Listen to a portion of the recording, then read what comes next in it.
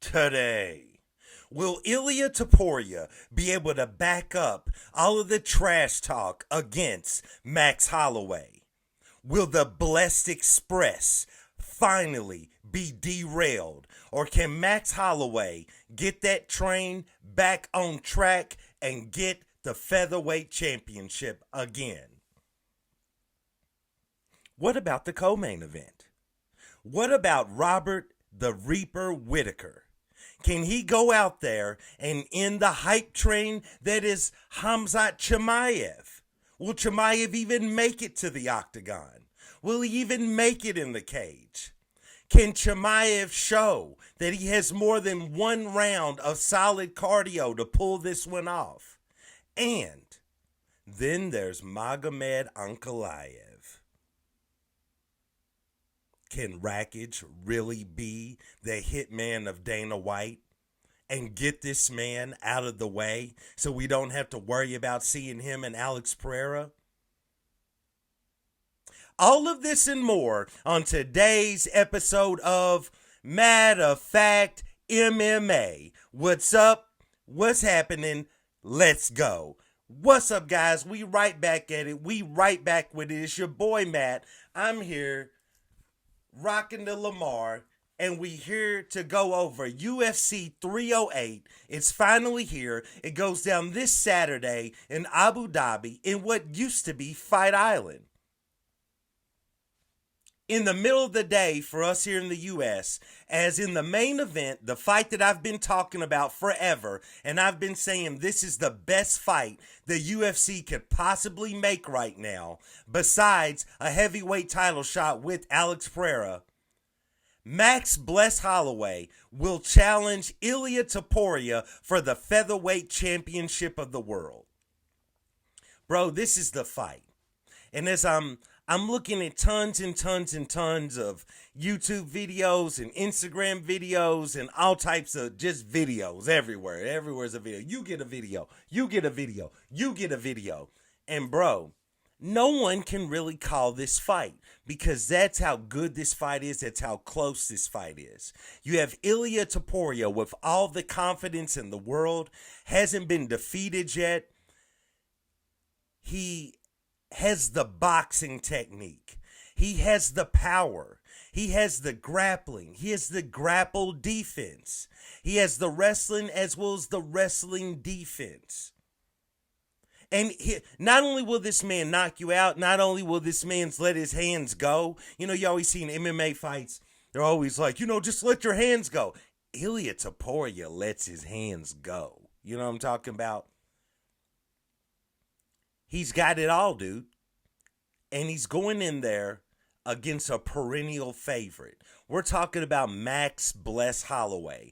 At featherweight, he is only seen defeat by one of the other featherweight GOATs, being Alexander Volkanovski. You know what I'm saying? I mean, outside of that, I don't think he's lost prior to that since Conor McGregor. You know what I mean? At featherweight, at least. So, what I'm saying is, this is a good fight. You have the stand-up technique of Max Holloway. Max Holloway believes he's the best boxer in the UFC. I wouldn't say his boxing technique is as crispy or as powerful as Ilia Topuria, but Max Holloway brings a different style on the feet. You know what I'm saying? And he delivered some devastating kicks in the Justin Gaethje fight at 155 pounds. Max Holloway is the current BMF champion. I know that belt isn't on the line, but still. You have to take into consideration what's Max going to look like down at 145 pounds again. How is that weight cut going to diminish him? And if that weight cut does diminish him, will that power and that technique resonate from Ilia Topuria to sleep this man, to put him out? The best is blessed. But are we really going to see that on Saturday? You know what I'm saying? It is a close fight. It's razor close. You know what I'm saying? It's close. You know what I mean? It's a close shave close. You know what I mean? It's one blade on the fade close. You know what I'm saying? Bro, But your boy Matt I'm gonna keep riding along on the Blessed Express because I got Max Bless Holloway to go out there in the main event by decision now, by decision, and defeat Ilia Topuria. I'm going to go ahead. I'm going to rock with Max Holloway. I've always chosen Max Holloway. I always pick him. I always rock with him. I got to stay true. I got to stay fast. But your boy, your boy is biting his nails. Your boy got bald spots in his hair now because I am worried because Ilia Topuria is not to be trifled with. But I'm going to go along with Max Holloway to go out there and get the win. I think one key to this is what happens if Max Holloway pours that volume on Ilia Topuria. What if Max Holloway is able to get on his bike, strategically stick and move against Topuria, frustrate Topuria, causing Topuria to kind of maybe not abandon his boxing technique, but not lean as heavy into it and lean more into, I got to get one back. I got to hit this dude. I don't know. It's hard to say about Topuria because I just don't see hardly any, if any, holes in his game. I can't see any holes in his game. I can see a few holes in Max Holloway's game, the older that he gets. There was a point, he wasn't in danger of losing the fight, but he got caught by the Korean Zombie. You know what I'm saying? We've seen what Alexander Volkanovski was able to do to him, and Topuria went out there and pretty much easily finished Alexander Volkanovski. I don't know if that loss to Makhachev had a ton to do with that, because it probably did. But still, I got to go along with Max Bless Holloway. But if I keep on talking about it, I could honestly talk myself into choosing Ilia Topuria, because that's how close it is. So you can call this a fan pick, but I got Max Bless Holloway to go out there and beat Ilia Topuria. Let's move over to the co-main event as Khamzat Chimaev, the Wolf, steps in the octagon with Robert the Reaper Whittaker. Man, I'm not going to mince any words. I got Robert the Reaper Whittaker to go out there and defeat Khamzat. I just feel like it's not that I'm not impressed with Khamzat, because how could you not be? The man is a world beater. He goes out there and he does tremendous things. The power that he displays when grappling with these guys. He makes these guys look like children when they're in the octagon with him and he starts to grapple with them. But with all of that being said, that's the first round. Khamzat Chimaev looks like a world beater, looks amazing, looks unstoppable in the first round. But if you go back and you watch his fights that have gone out of the first round, the second round starts and he genuinely starts up slow in the second round. Starts up slow in the second round. He starts to try to pick it up by the middle of the second round. But as we've seen in his fight with Gilbert Burns, as we've seen, look, what about the fight with Kamaru Usman, which actually was at middleweight? Dude, I expected him to get rickety-crickety knees Kamaru Usman out of there. Plus, Usman took that fight on short notice. And what you usually see, in my opinion, out of Khamzat is he goes out there, he's a world beater the first round, then the second round something happens. He starts to gas, he starts to get tired, he breaks his hand, he fractures his wrist. You always see something out of him, and I think this guy, I feel like his body fails him. And you see his body fail him into the lead up of so many fights, which is why he's got to pull out of fights. Or it's so hard to get him in the octagon, which is why I won't believe it until I'm watching Bruce Buffer announcing. Also, this is a 5-round fight. And, I know that Robert stumbled against Still Knox, against Dricus du Plessis, but that's still Knox. You know what I'm saying? When you're talking about, that's a whole other book. That's a whole other chapter. We talking about Still Knox du Plessis. I'm talking about beat y'all's favorite, Israel Adesanya. You know what I'm saying? So, with that being said, bro, that's a whole other story. I think I need to put some respect on Bobby Knuckles' name. I think Bobby Knuckles has the better stamina, the better cardio. I think he can outlast him. He has the better stand-up technique.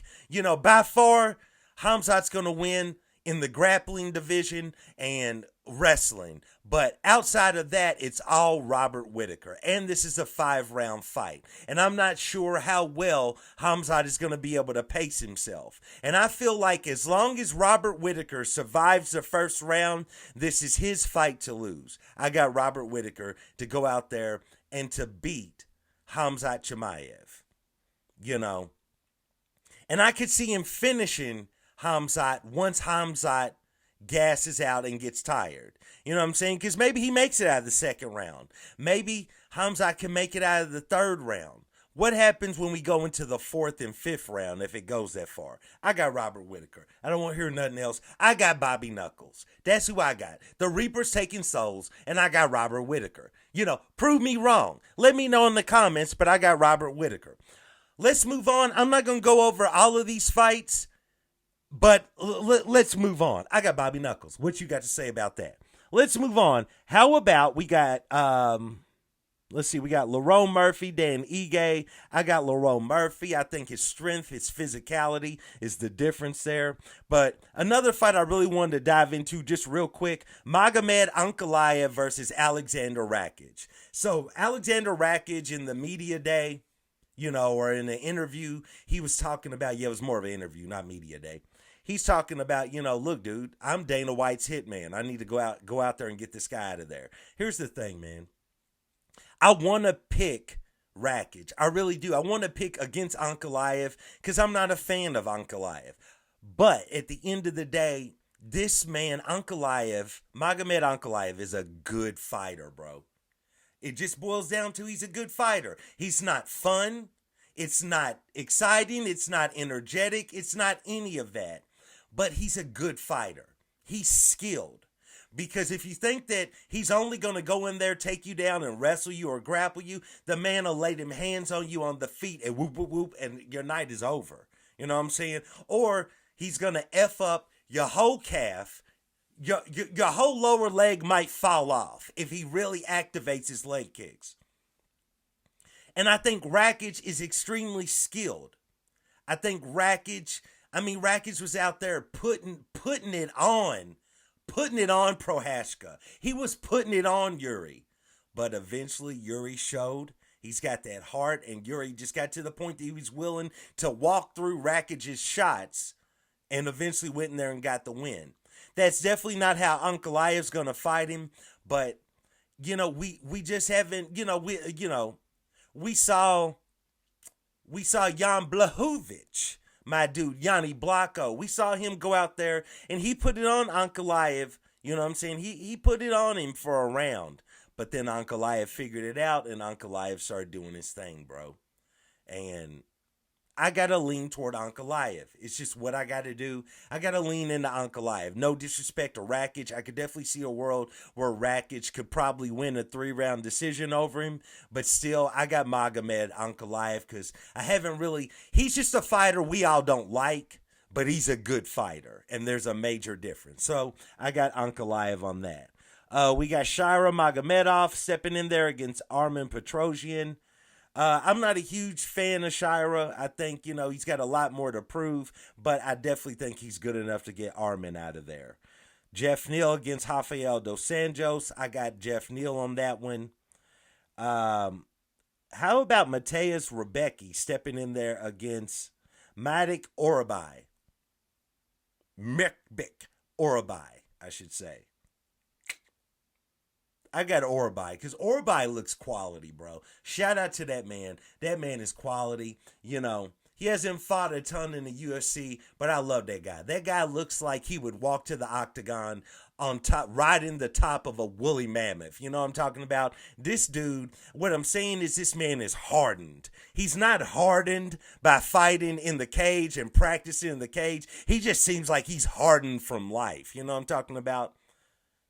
I got Orabai to get that win. But also, I want to see my guy Saeed Nurmagomedov step in there against Daniel Santos. I got Saeed. I like him. I like his fighting style. He's a good dude. We got Farid Basharat stepping in there. I'm a big, huge fan of the Basharat brothers. I got him all day. Let's see. Bruno Ferreira versus Abus Magomedov. On this one, just because he went out there and he made everyone in Louisville, Kentucky at the Yum Center in June when the UFC was here, he made everyone a fan. I'm actually going to go along with Bruno Ferreira in that match. I'm going to go along with Bruno because I believe that Abus is definitely the more technical fighter and probably the better fighter, but he doesn't have the best stamina or the best cardio. And Bruno, even though he gets tired, there's just plenty of traces. You know what I'm saying? Plenty of tests could be ran and they would come up positive that he got that dog in him. Bruno Ferreira doesn't matter when he gets tired. The man pushes through. And when a fight gets sloppy, when it gets bloody, when it gets nasty and everybody gets tired, if you want to count on one man, you want to count on Bruno Ferreira to go out there and get the win. So I would pick him in that fight. But, man, pretty good card. I just wanted to talk about a few of the fights on that. I know what you're saying. It's UFC 308.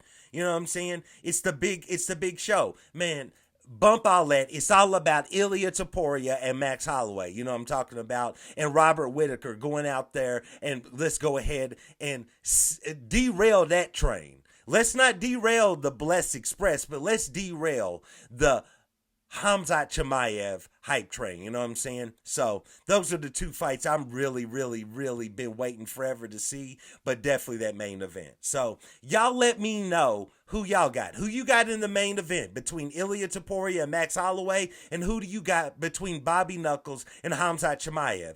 Dive down in the comments, challenge your boy Matt, and let me know why you think Khamzat could put away Bobby Knuckles. Let me know. Let me know. Outside of the Drickus fight, let me know. You know what I'm saying? I'll give you that, the Drickus fight. But outside of that, let me know how you feel.